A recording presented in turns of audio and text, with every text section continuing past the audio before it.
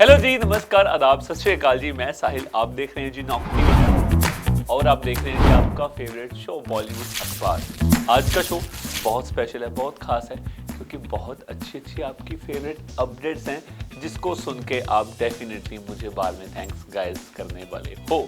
तो शुरू करें। आइए, फिल्म इंडस्ट्री में एक और कंट्रोवर्सी गाइस गर्म हो गई है। विवेक रंजन अग्निहोत्री की फिल्म द बंगाल फाइल जो 5 सितंबर को थिएटर में रिलीज हुई थी, वेस्ट बंगाल में लेकर पॉलिटिकल प्रेशर उसका पूरा बना हुआ है। रिपोर्ट्स के मुताबिक कई एग्जीबिटर फिल्म को स्क्रीन करने से कतरा रहे थे और इसी को लेकर FWICE यानी federation of western India cine employees ने इस so called under declared ban पर खुलकर जो है वो विरोध जताया है।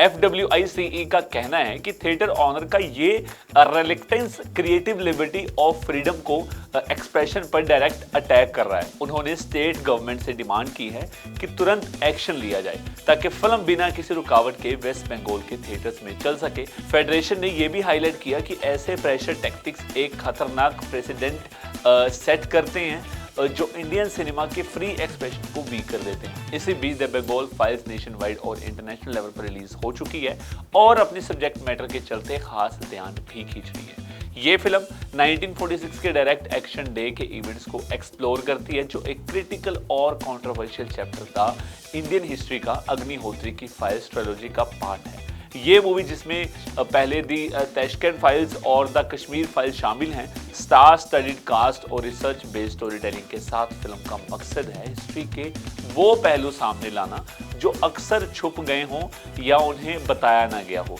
अब देखना ये होगा कि वेस्ट बंगाल में स्क्रीनिंग की रुकावट कब तक जारी रहती है, लेकिन FWICE का स्टैंड है, एक स्ट्रॉन्ग रिमाइंडर है कि सिनेमा को पॉलिटिक्स से परे रखना जरूरी है ताकि फिल्म मेकर्स अपनी कहानी हर ऑडियंस तक ले जा सके बिना किसी रुकावट के। बॉलीवुड के superhit franchise Tanu weds Manu का अगला चैप्टर शुरू होने से पहले ही लीगल पंगे में गाइस अटक गया है। रिपोर्ट्स कह रही थी कि डायरेक्टर आनंद लाल राय थर्ड पार्ट बनाने की तैयारी कर रहे हैं और कंगना रनौत और आर माधवन के साथ, लेकिन अब इरोस इंटरनेशनल ने उन्हें एक टफ नोटिस भेज दिया है।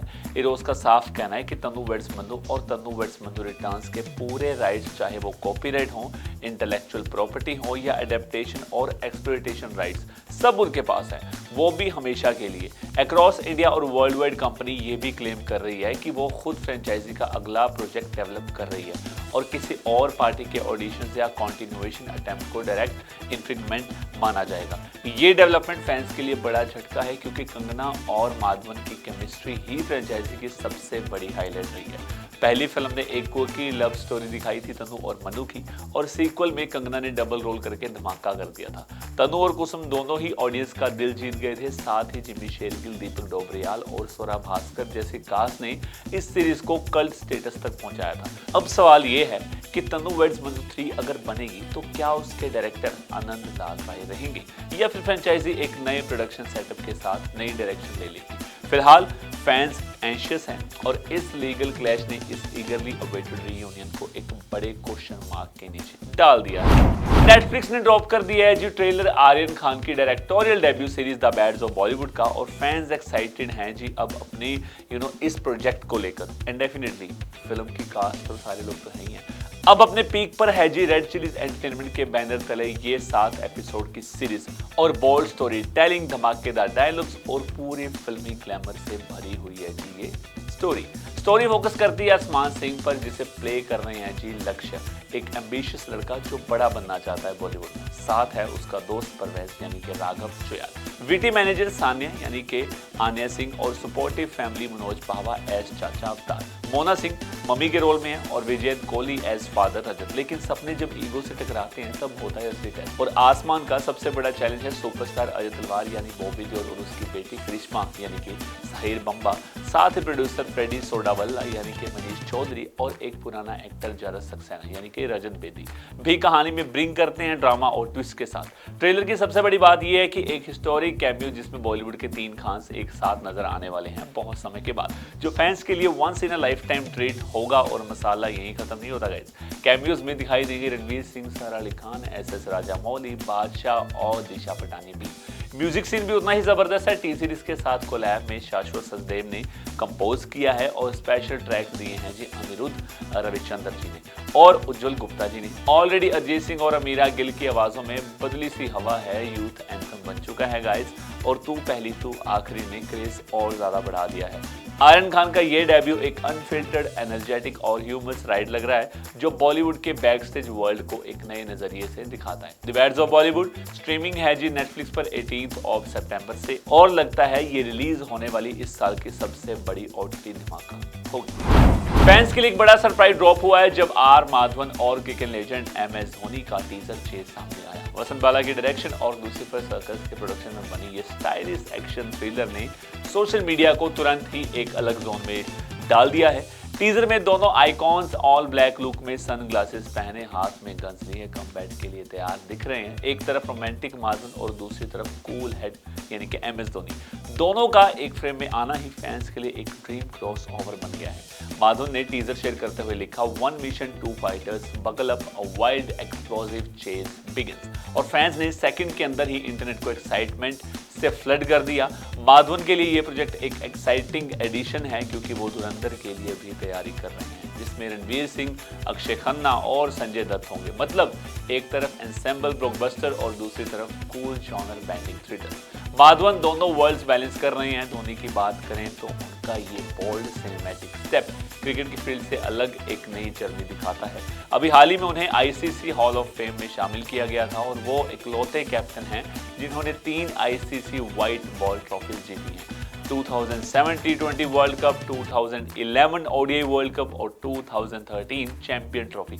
उनका काम अंडर प्रेशर और लेजेंडरी नॉक्स जैसे कि 2005 का 183 अगेंस्ट श्रीलंका हमेशा याद रखा जाएगा। और अब वही धोनी जब स्टाइल और एटीट्यूड में एक्शन पैक्ड अवतार लेकर स्क्रीन पर उतरते हैं तो ये टीजर एक सिनेमैटिक इवेंट बन जाता है। माधवन और धोनी का ये कॉम्बो सिर्फ एक नया प्रोजेक्ट नहीं बल्कि एक धमाकेदार क्रॉसओवर मोमेंट है जो बॉलीवुड और क्रिकेट फैंस में दोनों के लिए हिस्टोरिक फील लेकर आया। बॉलीवुड के लिए एक प्राउड मोमेंट गाइस सामने आई है। सलमान खान और कैटरीना कैफ स्टारर एकता टाइगर को मिला है एक इंटरनेशनल ऑनर। वॉशिंगटन DC के world famous international spy museum में एक खास वॉल ऑफ फेम उनकी बनाई गई है जी, जिसमें दुनिया के टॉप 25 स्पाई फिल्म्स और शोज फीचर किए गए हैं। और गेस व्हाट गाइस, इंडिया से सिर्फ और सिर्फ एकता टाइगर उस लिस्ट में शामिल है। यश राज फिल्म्स के इस एक्शन एंटरटेनर का नाम लिखा गया है alongside casino royal, mission impossible, bridge of spice, miss and Mrs Smith, homeland, फौदा और द मैन फ्रॉम अंकल जैसे इंटरनेशनल स्पाई क्लासिक्स के बीच। मतलब देसी सिनेमा का झंडा यहाँ भी बुलंद। डायरेक्टर कबीर खान से जब इस ऑनर के बारे में पूछा गया तो उन्होंने कहा कि उन्हें इसके बारे में लोगों के मैसेजेस से पता चला।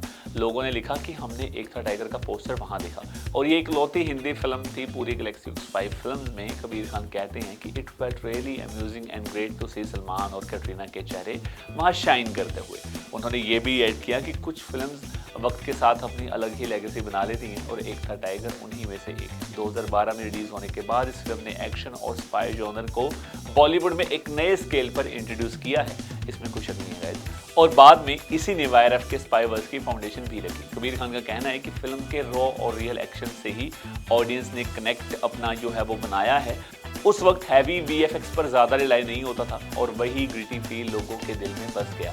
और ऑफ कोर्स सलमान और कैटरीना की स्टार पावर ने भी इस जॉनर को इंडिया में एस्टैब्लिश करने में बहुत ज़्यादा हेल्प की है। तो दोस्तों, एकता टाइगर अब सिर्फ एक ब्लॉकबस्टर नहीं बल्कि एक ग्लोबल स्पाई क्लासिक का हिस्सा बन चुकी है और ये मोमेंट हर बॉलीवुड फैन के लिए एक अल्टीमेट प्राउड वाली बात है। अब बढ़ते हैं जी आगे और बात करते हैं जी सेगमेंट 2 की और बताते हैं जी जो आपके फेवरेट आर्टिस्ट है वो कहाँ है। जानवी कपूर, ईशान खट्टर स्पॉट हुए जी at the airport. Have a look guys. Hello ma'am, यहाँ पे रुकिए ना। चल चल चल मैम, एक मिनट मैम, पीछे पीछे जानवी मैम। बाय भाई, यहाँ से भाई भाई रुके ना एक मिनट। ईशान भाई, हाँ इस तरफ, इस तरफ भाई, गेट के पास रुको ना। ईशान भाई इस तरफ, ईशान भाई।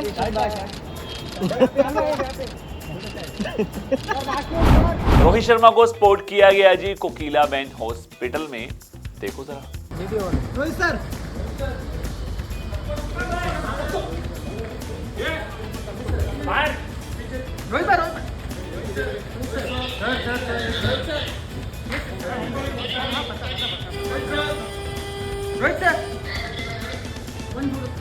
फोटो सर, फोटो करेंगे रोहित सर।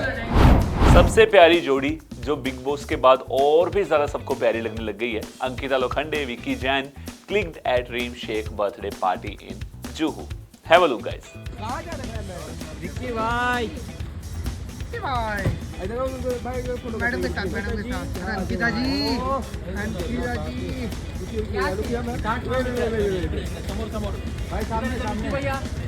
यहाँ पे आप पे राइट परफेक्ट है नहीं अंकिता जी? अंकिता जी यहाँ पर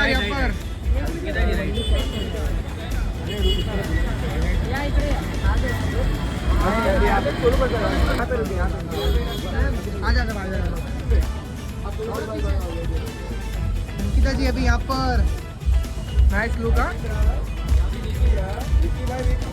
अंकिता जी यहाँ पर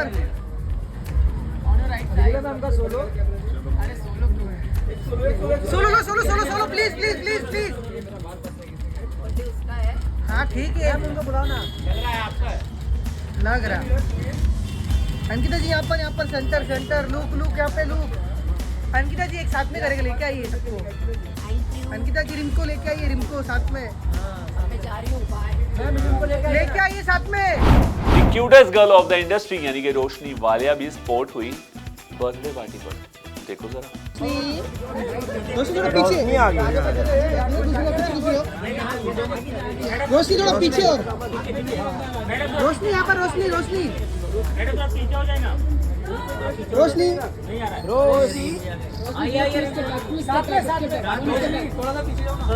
बैक टू फ्रंट, ऐसा बैक मत करो। रोशनी कहाँ जा रहे हो? अरे बेस्टी नीचे मेरा happy birthday Rim, happy birthday madam. Left में रिम सोलो नहीं मिला। अब बढ़ते हैं आगे और बात करते हैं जी सेगमेंट 3 की और बताते हैं जी जो फिल्म्स आपने देखी हैं उन फिल्म्स को एक्चुअल में कितना आपने प्यार दिया है ऑनेस्ट वे में और कितनी उनकी कलेक्शन है। तो बागी 4 की बागी 4 की डे 4 को इस फिल्म ने अर्न किए जी 4.25 करोड़ रुपीस और टोटल इस फिल्म ने अर्न किए हैं जी 35.50 करोड़ रुपीस। अब बात करते हैं जी द बंगाल फाइल्स की डे 4 को इस फिल्म ने अर्न किए जी 1.10 करोड़ रुपीस और टोटल इस फिल्म ने अर्न किए हैं जी 7.85 करोड़। तो ये था जी हमारा आज का बॉलीवुड अखबार। उम्मीद है आपको हमारा अखबार पसंद आया होगा। कल मिलते हैं नई अपडेट्स के साथ, नई कहानियों के साथ। Till then guys, take care. Sat Sri अकाल।